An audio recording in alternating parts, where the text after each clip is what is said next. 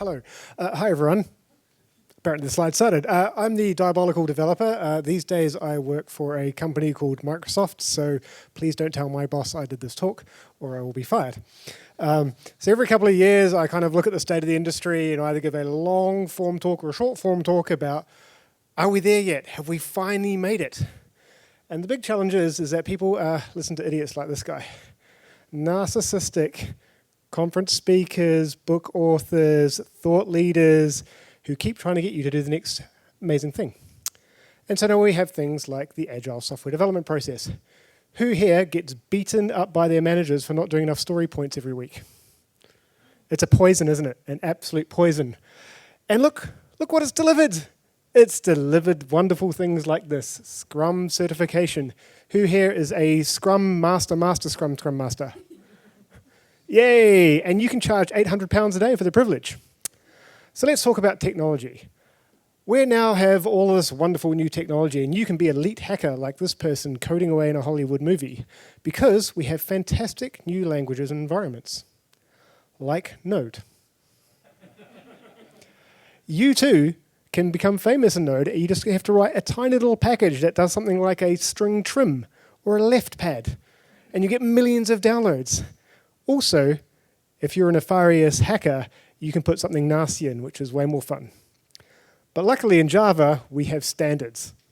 And so we don't have to worry about nefarious packages and things because we've got this huge community of people making sure that people don't put nasty things in. And therefore, we're fine. So let's talk about Java 17. It's just been released, lots of new fantastic features. Who here is using records? Wonderful. Can Java still do math right? No. Still haven't fixed this bug, like 20 years and going.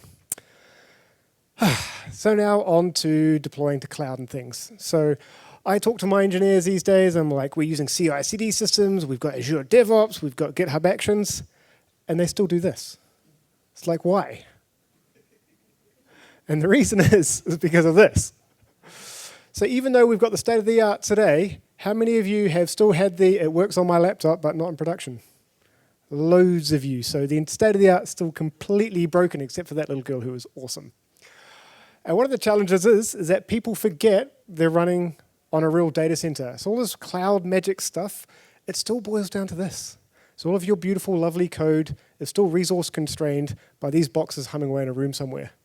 So because I work for Microsoft, the only thing I can say is use our cloud. Use our cloud, use our cloud, use our cloud, use our cloud, use our cloud. And the best thing about using cloud is that we get to charge you for the privilege, which is a wonderful thing. So instead of paying for, well, that slide disappeared on me, didn't it? Fantastic.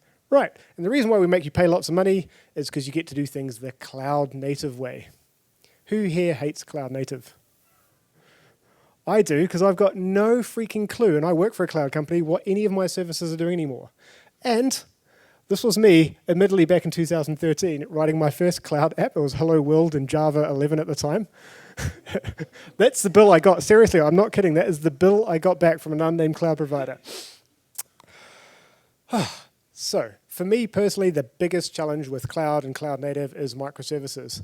We have deployed thousands, hundreds of thousands of these things, and I've got no idea what any of them are doing at any one time. It's awful. Then, of course, we get told to deploy these things in containers. And this is a simple little diagram that one of our graphic engineers put together showing how simple it is to use containers in the real world. Klingon. So I took a look at Terraform and I took a look at Kubernetes and YAML and things, and the closest language I could find to writing those configuration files was Klingon. And I find myself using Klingon swear languages.